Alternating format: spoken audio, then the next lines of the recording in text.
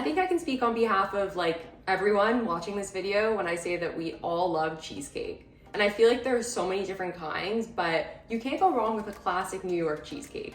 So that's exactly what we're gonna be making today, except we're gonna make a high protein, lower calorie version because that's what we do on this channel. And although the cheesecake takes a little bit of time to bake and then to set, it's actually really easy to make and it's well worth it. So if you're excited to see me make this high protein, low calorie, New York style cheesecake, please give this video a like, subscribe, and share with your friends, as it really helps the channel, and I post recipes similar to this twice a week. And without further ado, let's get started with the recipe. So first you're gonna preheat the oven to 350 Fahrenheit. So we're gonna start off by making the crust. Grab a bowl and add your graham cracker crumbs.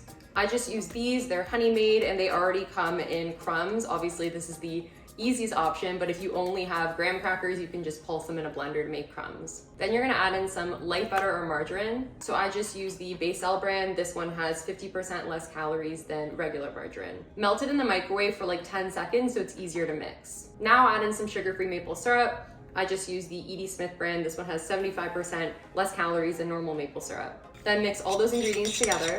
So next you're gonna grab a pie pan. Mine is around 9 inches in diameter. Spray with cooking spray, and then you're gonna press the crust down. At first it might look like you don't have enough crust, but as you keep pressing, you'll see that if you just press it and make the layer thin, that it'll cover the entire diameter of the pan. Now you're gonna pop the crust into the oven for 10 minutes. So while the crust is baking, we're gonna make the filling. Grab that same bowl and add your non-fat Greek yogurt. Next, you're gonna add some fat-free cream cheese. So I use the one by Philadelphia. If you can't find the fat-free cream cheese, you could just use the light cream cheese. So microwave it for around 15 seconds just so it's easier to mix in, and then add it to the bowl. Now you're gonna add in some protein powder. So I use Pea Science, of course. This is the cake pop flavor. You can also use vanilla. So this is a whey casein blend. I haven't tested this recipe with just whey, but it should work just fine. If you do want to purchase PE Science, please use my discount code FIT15 or the link in the description.